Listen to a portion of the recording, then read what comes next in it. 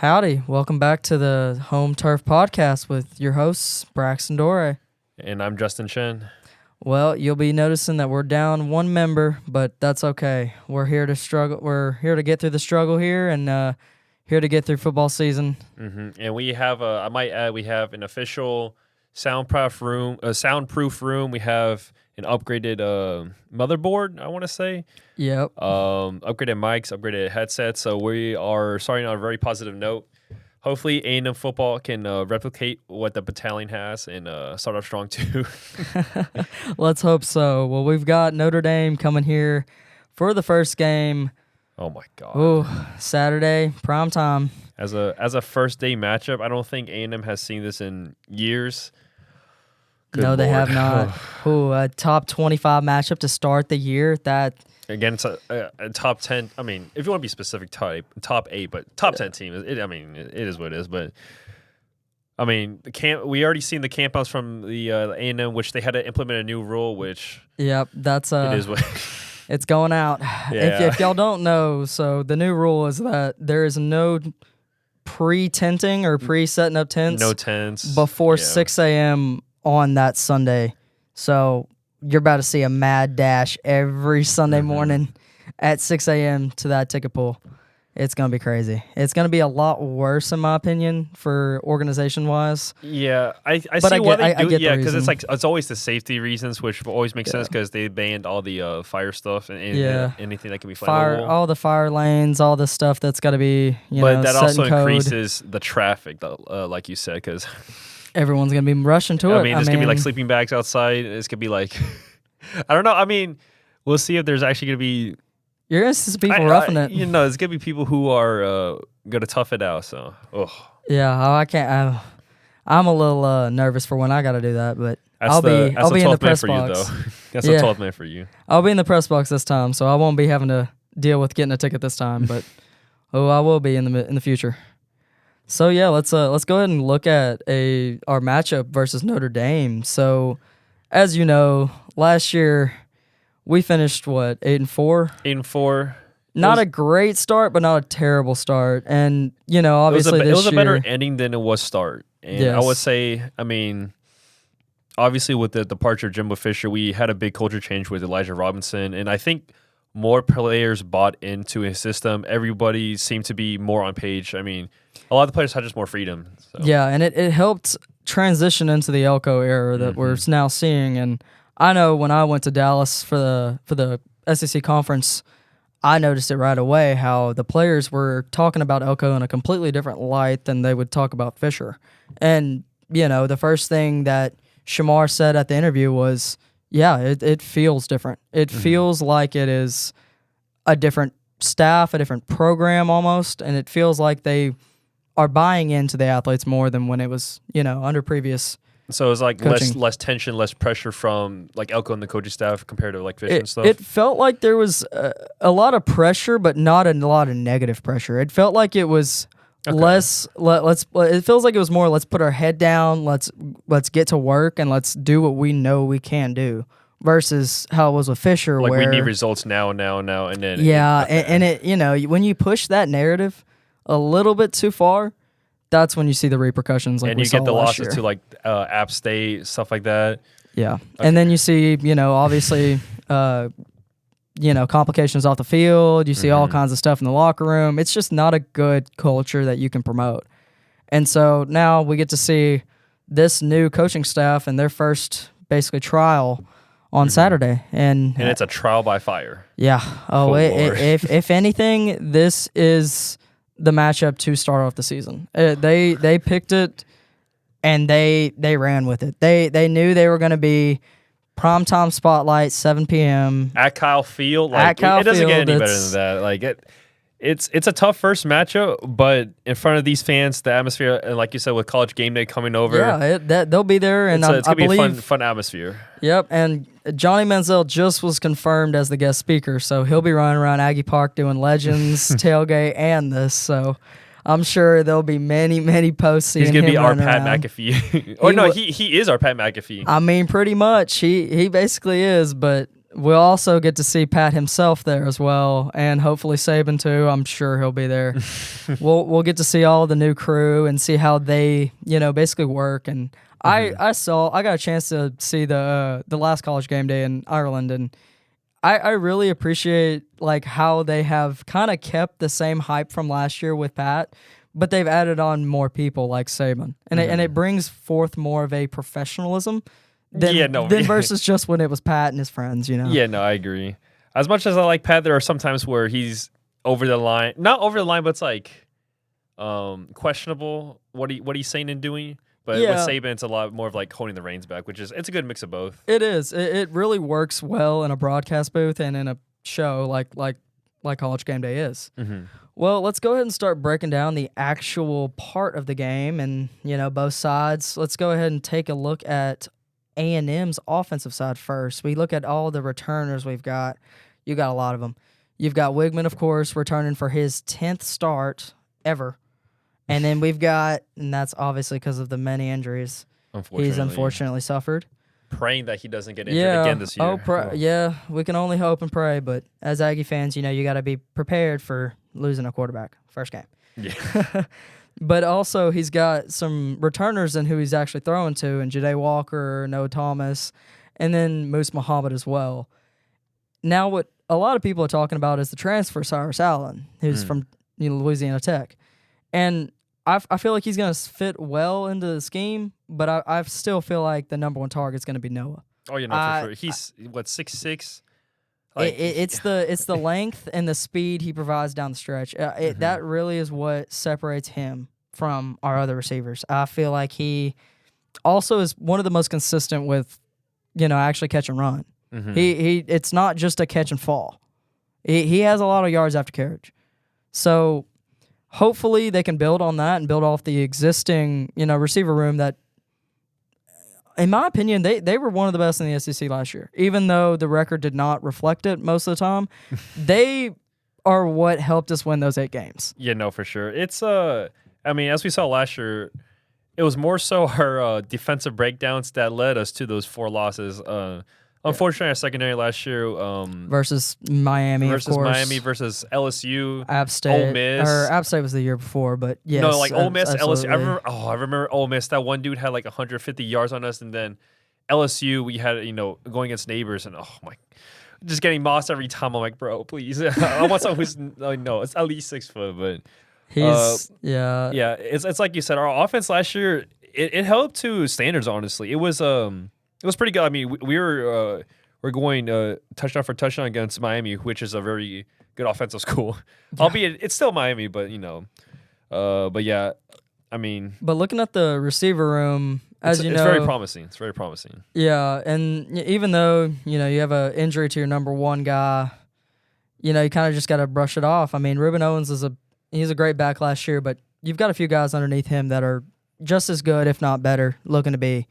And it's going to be a 1-2 punch of the Le'Veon Moss and Mari Daniels, yeah. I'm excited to see how they're going to do, and especially how they're also, both of them, they get involved in the pass game too. Mm-hmm.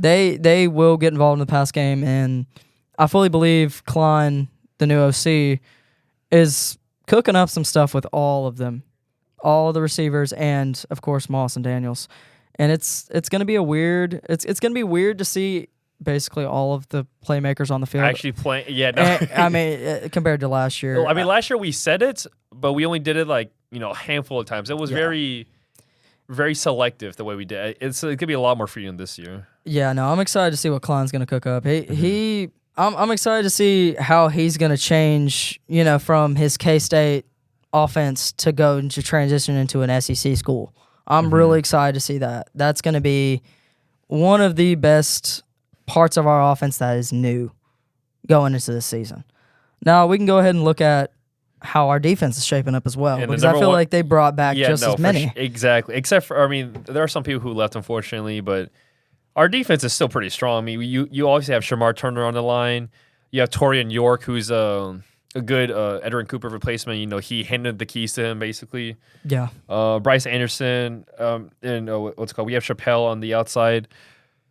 We have it's very good, and also you can't forget about transfer Nick Scorton as well. Oh, absolutely, and he's going to be a dog off off the first snap. I fully believe. And then the one player that everyone is excited, what's it called? Number one athlete in last year's recruiting class, Terry Bussey. Bussey? It's one of them. It's either or, but I want to say I want to be respect because it's a very funny sounding last name, but I mean, hey, his game is crazy though. I mean, he's our version of Travis Hunter. He can, he's obviously good, or his listed position right now is defensive back, cornerback.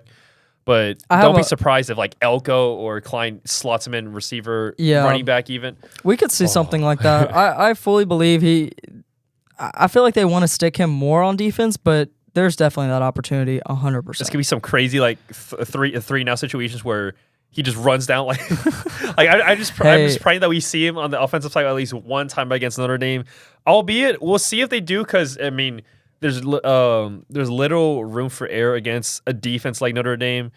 But I just want to see I want to see some balls, frankly. I want to see some plays being made instead of what's it called on Jimbo's infamous runs on third and however third and like 5, third and 7, just running. I want to see some balls, but with Elko, with Klein, I think we will, if not just some freedom with the players. So absolutely. And let's go ahead and take a look at the Notre Dame side of things. So as we know, they had a top 5 defense last year. That is no surprising when you see what's going on down there. I mean, their secondary is just it's NFL written all over it. I mean, safety Xavier Watts, 7 picks last year, including I think 2 of them was against Caleb Williams, the number 1 pick of this year. Then you have Benjamin Morrison coming back from injury. He had a breakout freshman year. He was a top 2, top 3 cornerback before he got injured, unfortunately, last year. I mean, he's still a top 2, top 3 cornerback. And some people he's top 5, but I mean, does it really matter when you're that good? No, not really. No, so definitely not. If you have those two, it's going to be, Weigman has to be very careful to where he throws the ball. Yeah. No room for error again. He's definitely going to have his fair share of trials and errors. But yeah, I mean, Notre Dame, even on the takeaway side, I mean, they still had four touchdowns for takeaways, defensive touchdowns. Oh, man. That's saying something there. A pick 6 at Cal Field against us, that would not be good. Yeah, I mean, they had 2 pick 6s and 2 fumble returns for touchdowns. They're going to be hungry. That's defensive dogs right there. They're going to be hungry, and it's going to show. It's going to show up first drive. I'm sure they're going to come out of the gate, and they're going to be wanting to prove that they are still that defense from last year, and that they still can get after the quarterback. They can still drop back on defense as well and play more conservative. And they've showed that. You can't, and it's kind of weird with, an independent school, but Notre Dame has always harped on defense. I mean, I remember from, the Manti Te'o days. Oh, yeah, no. Like, I mean, you've always got defense after defense. You've always got that dominant defensive front, and they've just built on it. And I'm excited to see what's going to happen. But I'm also a little bit nervous for our offensive line. Yeah, because it's like I have to get adjusted to it's not Jimbo era anymore. Because if it was a Jimbo era-led team against Notre Dame, I'd be more scared. But now I'm more excited to see what Elko and Klein have cooked up together. Albeit Notre Dame's running defense was probably the weakest point, and unfortunately for us, we have the injury. So it's we can't really take advantage of that as much as you would want, but you still look for it, and I still think you can get hopefully 80, 90 yards on the ground. And I might say here, don't be surprised if we see a Jalen Henderson in for a couple plays. I mean, yeah, you definitely. You could see a little bit of his running ability last year in the down the stretch, but I wouldn't be surprised if we saw that either. I fully believe that they need to use those other quarterbacks' capabilities in the run game. Him and Terry just like on a crazy third place situation. Hey, I mean, if it happens, I call it first. Your lips to God's ears. That would be. I'm gonna watch every play. If I see Henderson and Bussey in the same lineup, I'm gonna say I called. That's great. Yeah, no, I'm just excited. I'm excited to see what's going to come. And I'm excited to see what's coming for the SEC as we can kind of transition into some rankings, some kind of predictions to see how we're going to see the season's going to go for the rest of the SEC. So just to top the off my head question, who do you think, if you had to pick, to win the SEC? Oh, my God. Well, obviously the answer would have been like Alabama, but now it's not even certain now. Yeah, I feel like nowadays it's a it's kind of a toss-up. So I agree. I'll go ahead and say it. I think it's going to be Georgia. I know that's not yeah. that's not a controversial take. It's a very popular take, but It's closer than people think now. It's closer than people think. It is. And I fully believe we're going to see a Missouri, and I feel like we're going to see probably either one of the Mississippis, I would think. I would think either Ole Miss or Mississippi State. I would say in top 5. I hate to be that guy, but Texas will probably be up there. I have a feeling. I have a feeling if they can capitalize on the new schedule, they could. Colorado State, if you can hear me, Colorado State, do something for me. They've got a week Saturday. 1 matchup against Colorado State here. It's on what time Saturday? 2:30, so early afternoon. Hey, transition to an A&M prime time game. Oh, let's cook up some here. Hopefully we can see a Longhorn loss before we take the field. And transitioning into an A&M win, please. I remember the last time that happened was 3 years ago when we beat Bama and they lost. They blew that lead to Oklahoma. I was eating for days. It was all my Texas friends were trash talking me after they lost to Oklahoma, saying, "Oh, you're gonna lose to Bama," and I didn't say nothing. I just let it happen, and we beat Bama. So I'm hoping. I mean, hey, another crazy year. Happen. You never know. You never know. And are we on the road for Bama? Let me check. I feel like we're on the road for Bama. I could be wrong, but I think we most likely are because we played them here last year. Yeah, that would make sense. We are indeed. What the? Do my eyes deceive me, or do I not see Bama? We do not play Bama this year. We are very mistaken and very sorry for that. Yeah, no, because we're switching for Florida. Florida, Missouri, South Carolina. Yep. So, and I'm sure that Texas game is now. I forget, bro. It's like that Texas game is taking the place of Bama, at least in time wise. And honestly, that I'm not gonna complain. And that about does it. Thank y'all for tuning in to the first episode of the Home Turf Podcast, and we can't wait to see y'all next week.